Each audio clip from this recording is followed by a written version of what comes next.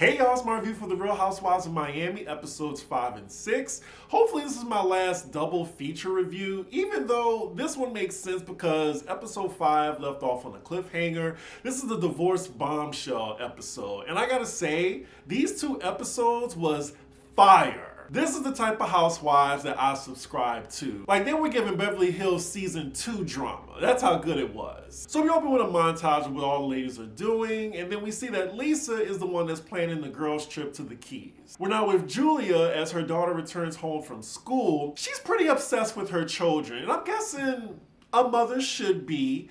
But, you know, she definitely missed her child. She reminds us in her confession that she's struggling being an empty nester. She has no motivation to go home from the farm.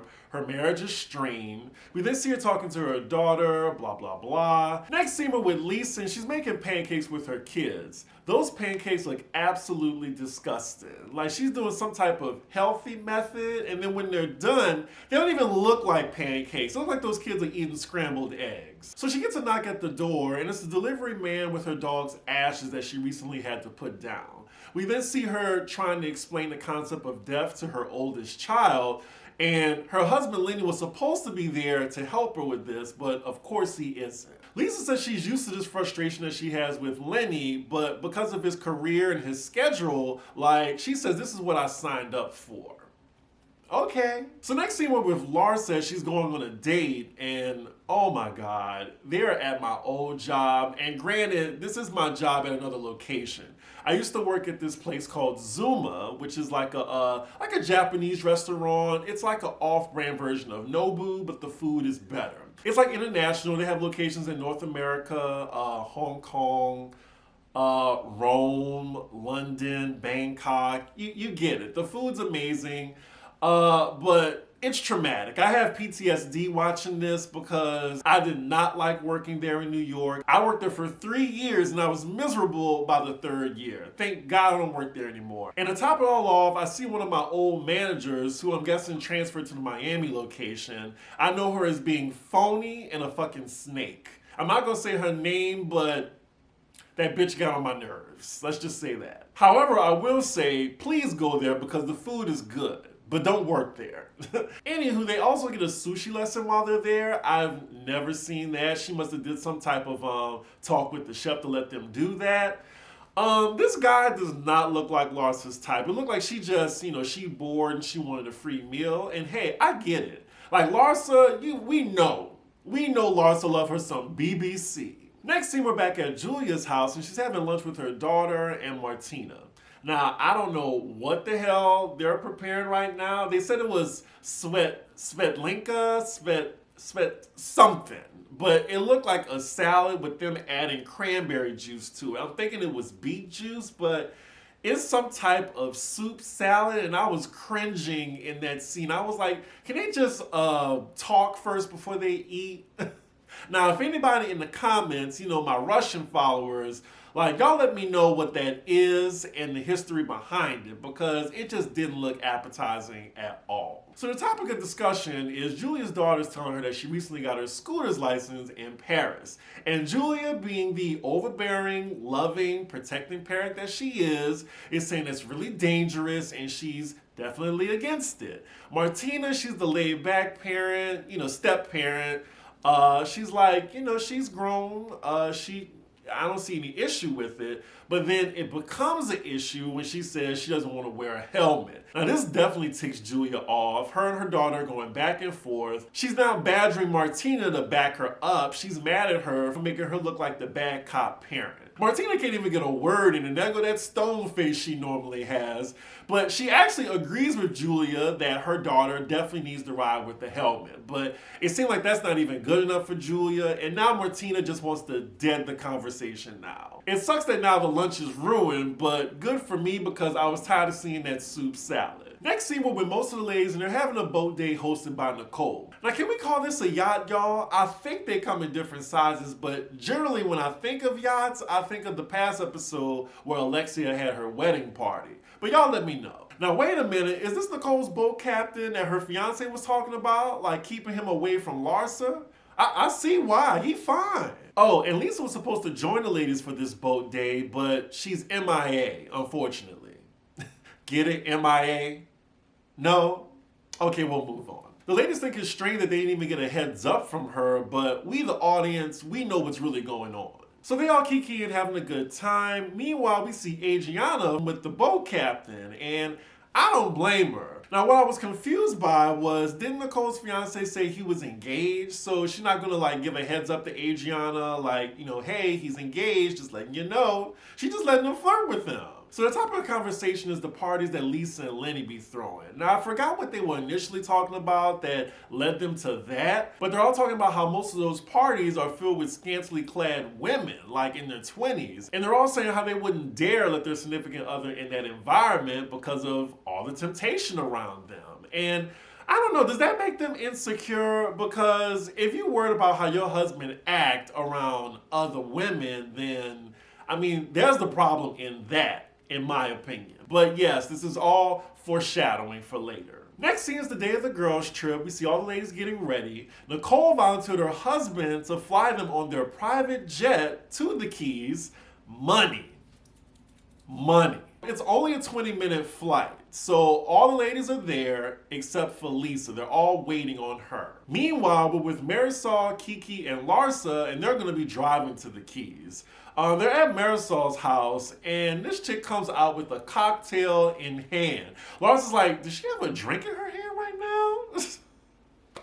We cut to her confessional, and of course, she's bragging how she's a functional alcoholic. Meanwhile, back with the other ladies, the clock is ticking. They're on the private jet, still waiting on Lisa. No call, no text, nothing. It's been an hour and a half, and Nicole's fiance is pissed. I don't blame her. We, the audience, know what's going on, but the ladies are confusion. And they say that she's normally late, but this is ridiculous. So then finally, at the 2-hour mark, Lisa arrives. She looks a little bit out of it, and then they finally leave. So they waited 2 hours for a 20-minute flight.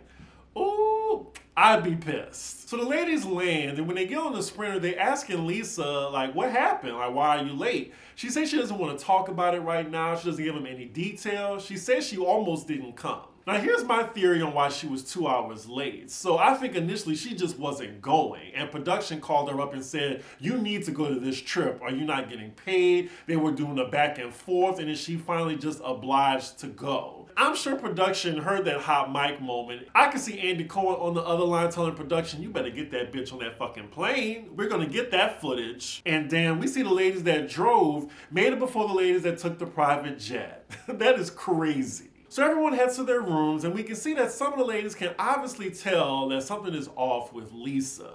We're now with Lisa in her room, and she's on speakerphone with the nanny, and the nanny is sick and says she can't watch her kids. So she's kind of stressed, so then she calls Lenny and says, hey, well, the nanny is sick, you're gonna have to be with the kids. Now, Lenny, he's hell-bent on making this tennis lesson that he has. And you can tell by his voice that he does not want to miss this tennis lesson. Y'all, we know what he was doing. The conversation is just so contentious between the two of them. And you can see the pain on her face. They're going back and forth, and she's had it. She's like, fuck the tennis. Like, take care of your fucking kids.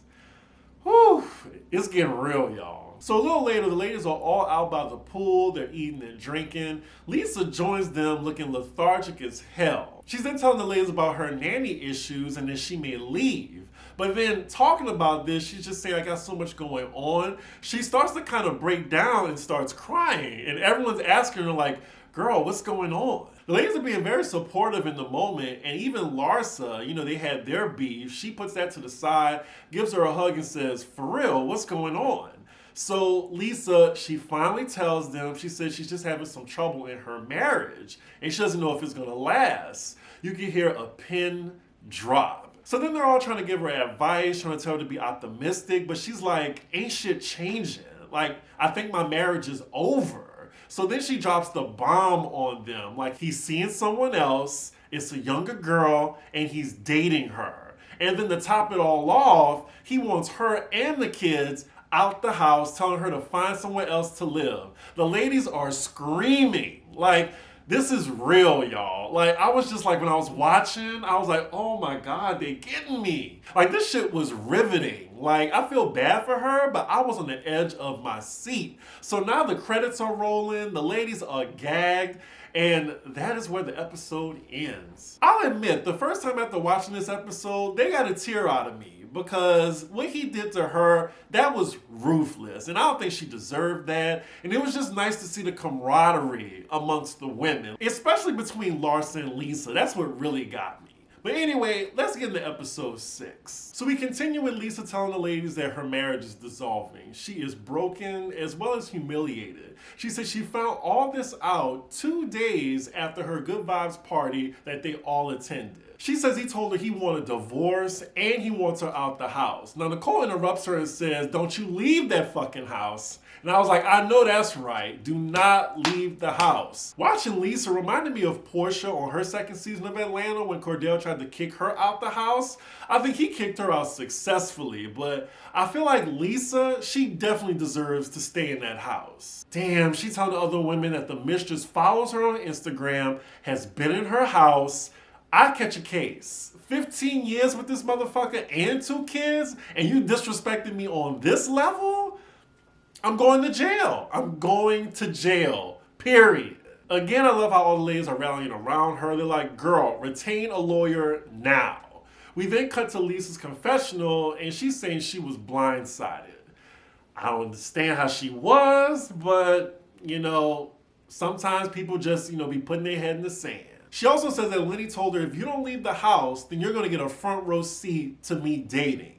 Again, girl, run his pockets. Like, what an asshole. Like, I get that Lisa's an airhead, but she don't deserve this. Also, y'all, is it just me, or do y'all think that some of the other ladies knew about this already? Like, I think Marisol knew, probably told Alexia, but she was like, this ain't none of my business. I'm gonna let her find out for herself. So during all this, we cut to Adriana and Julia, who's been at the bar the entire time with no clue what's been going on. They finally join the ladies, and Adriana's she's concerned. She's asking Lisa what's going on. And all the ladies are just like, bitch, really? But yeah, Lisa informs her what's going on, and she's breaking down at this point. I really think she shouldn't have gone on this trip, but I'm sure production forced her to go. We then see Gertie, who's aggressively giving Lisa some advice on what to do. We cut to Larsa's confessional, and she's saying Gertie, she needs to sit back and let the people that actually been through this speak. And, I get what Larsa's saying. Like, she's been through something similar. She was in a 21-year marriage that dissolved. But honestly, with Gertie, I think she has the best of intentions. She just got a big mouth. She wants to be heard. And she probably doesn't realize that Lisa needs to hear from somebody who actually been in a divorce. So Lisa's still talking to the ladies, possibly about saving her marriage. Girl, that man is evil. Fuck him. He is no longer worried about your well-being. You need to follow suit and keep that same energy and run his pockets. So later, all the ladies are headed back to their rooms. They're just gonna chill before they all meet up at dinner later. Meanwhile, we're getting all their reactions to the news they just heard. So first we're with Gertie. She's on FaceTime with her husband, telling him the news, and it seemed like her husband didn't even know who Lisa was, or he doesn't even seem like he cared. Child, Gertie is so spooked, she's checking in with her own man to see if he would do anything like this to her. We're with Nicole now. She's telling her man what happened, and at least he has an immediate reaction of concern, and he calls Lenny an asshole. Next scene is later in the evening. All the ladies are getting ready for dinner, and it's also Alexia's birthday. We're with Lisa now, and she has more problems. She's on the phone with Lenny's mom, and she finds out that he's kicking his own mom out the house after she asked her to stay. But it looks like he's trying to bring the mistress over while he has the kids in the house. And Lisa is rightfully pissed at this. So she calls Lenny next to curse his ass out and tell him not to bring that bitch around her kids or it's going to be a problem. It's the disrespect for me. Like, what did she do to this man for him to retaliate like this? Like, I don't think there's anything she could do to him to face this type of humiliation that she's going through. So now the ladies are at dinner on the beach, and Lisa can't even focus because she got so much going on. She gets up from the table, the camera follows her as she's trying to make a phone call. She does a fourth wall break and tells the cameras to stop following her. And Lisa, unfortunately, girl, it don't work like that. Back at the table, Alexia is then surprised by her gay friend coming on the trip with a message from her husband. He gives her a little cute FaceTime message and a gift, and it's a $50,000 Bulgari watch. We cut to Adrian's confessional, and she's saying, oh, I got one too, but I bought it for myself. Adrian, that was very messy. I mean, good for you, golf claps that you got one yourself, but you know, as a great prophet once said, why spend mine when I could spend yours? Meanwhile, we're with Lisa on the phone with her nanny, begging her to go back into the house to check on the kids. But Lenny isn't letting the nanny in and telling her to stay her ass in the guest house. He definitely has that mistress over. She must be putting it down real good if he's going through all this just to get her in the house. We're back with the other ladies and they're having a discussion about money and having your own. So then Lisa's name, of course, pops up. They realize she's been gone for a minute. Marisol then goes to check on Lisa. She's going back and forth with her nanny. Lisa goes back outside. Looks like she's going back to her room. Cameras are still following her as she's trying to tell them to stop filming her. Marisol goes back to the table to update the ladies on how Lisa's doing. She says it's really not good. Alexia says she needs to call 911. I mean, if only it was that easy. We then cut to production asking the ladies, did they think that Lenny was capable of such a thing? Kiki says with a straight face that, oh yeah, I could tell by the shape of his head. When I tell you that I almost spit out my drink watching that, I was deceased.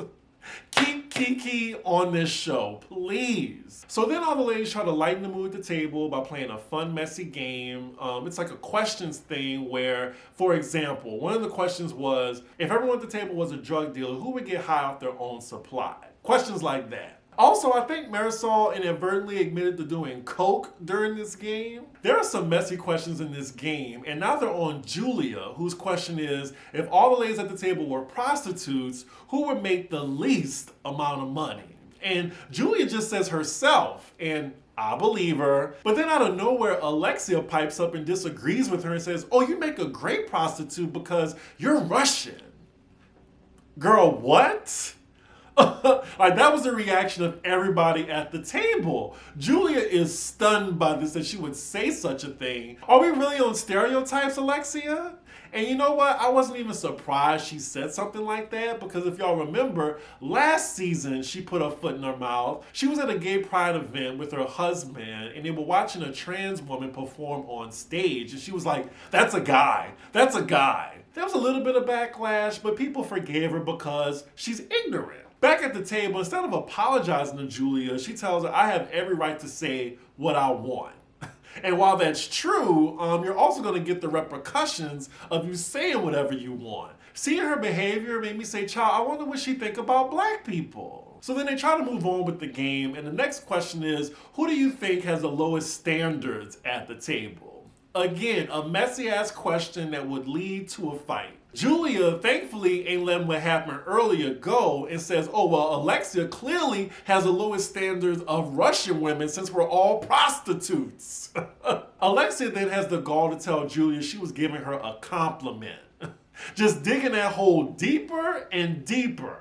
Afterwards, Alexia tries to give Julia this weak-ass apology. We cut to Julia's confessional, and she says as a young girl modeling when she was like 18 through 20, she used to hear that stereotype a lot, and people used to think she was a prostitute. So rightfully, she's offended by this. She says she's not going to be silent about it like she was back then, because right now, she has nothing to lose, so she's going to call her ass out. So of course, after that, the messy game ends, Alexia's cake comes out, and the ladies enjoy the rest of the night. So next scene, it's the following day. We see all the ladies getting ready, and we're with Marisol, who's making herself a cocktail at 9:06 a.m. in the morning. Messy Production made sure to give us the timestamp on that. We see that Lisa actually stayed the night, but she's definitely packing to leave today. But before she leaves, she goes to stop in Lars's room. In Lars's room, Alexia and Marisol are also in there, so it's basically all the OGs talking right now. They're trying to comfort her, telling her to stay strong. Side note, Lisa's also wearing that Bulgari watch that Alexia got as a birthday gift. So that's 3 of them wearing the same watch. Anyway, Lisa's headed out, and I thought it was funny that Lars had told her, let me know if you want me to hook you up with a banker. A good friend. We're not with all the ladies on the Sprinter. I'm not really sure what the activity is for the day, but they're about to stop somewhere to get snacks. So the topic of conversation, Lisa left, and for some reason Larsa had to tell Gertie about the other days, saying that maybe Lisa needs the opinion of people that were actually divorced. And Gertie said, oh, well, since I'm still married, I can't have an opinion. They don't go back and forth, but then we do cut to her confessional, and she's saying that, okay, well, I'm not divorced yet. P.S. I don't want Gertie to say yet. I want her to stay married. But she says her opinion is just as valid, and she's going to continue to speak her mind. So the ladies stop at a food stand before they get to their destination. Now, once everybody got their stuff, they go back on the Sprinter, but we're now left with Julia and Alexia still at the stand. And Alexia apologizes to Julia again for hurting her feelings, but the reason behind the apology was a little sketch. She's saying, well, I was mad at Lenny, he's Russian, and you're Russian. Like, girl, shh, like, don't say that. Julia looked like she is not taking this apology, and she's trying to explain to Alexia like how offensive that is, and you're doing stereotypes. But Alexia isn't taking ownership to that, and she keeps giving excuses. Her reasoning really didn't make sense to me, because what if you were mad at a Haitian person and you're telling this to Gertie, oh, well, I was mad at a Haitian person, you're Haitian. No. Alexia's like, well, that's all I can say is sorry. Well, no, like, take ownership. Like, that means you don't mean it. We're back in the Sprinter, and Marisol's like, well, she didn't call her a hooker. Were you not there? Were you drunk again? She said she would be a good hooker because she's Russian. And she's like, oh, well, this is why I'm drunk, because I don't remember. Girl, seek help. Like an AA meeting or something. I know they're going to get her at the reunion about that, like her drinking. And at least Adriana got her girl back. Like, they all know what Alexia said was very offensive. And Alexia just isn't getting it. She's like, oh, well, Russian women, they have that reputation. Julia's definitely schooling Alexia right now on stereotypes and saying, okay, well, you're judging Russian women right now as, you have your champagne, you have your expensive watch. I mean, do you remember you were living off of drug money? Oh, look at Julia clocked in. I am impressed. Like, she's really letting her have it. But of course, Alexia was too stupid to understand that Julia was just making a point. So now she's activated and she's offended. And now they're going back and forth. Ooh, and here go the hands. Well, actually, he didn't have any money. We were broke. I had money from my father. I said sorry. All Alexia had to do was just apologize and listen and just not make excuses for why she said what she said. They are going at it right now in front of the lady in the food stand. Like, the lady in the food stand, she's getting a full show. I am jealous. Like, I would be eating some popcorn right now, enjoying this. Alexia is now dismissing the conversation. She's like, you know what? It's my birthday. I'm not about to do this with you. They go back on the Sprinter. And of course, I'm sure it's going to continue on there. And I agree with Julia. You don't get a pass just because it's your fucking birthday. You said something super offensive, and I'm going to call your ass out on it. So, of course, the discussion continues on the Sprinter. Larsa's asking them, are they okay? But then, Alexia keeps trying to explain her point, and she just keeps digging this deep hole. She says there's documentaries of Russian women coming to the States and marrying American men so they can have American children, have a life. And then Adriana interrupts her, is like, hold up, wasn't there a documentary on you with the cocaine and the cartel and all that?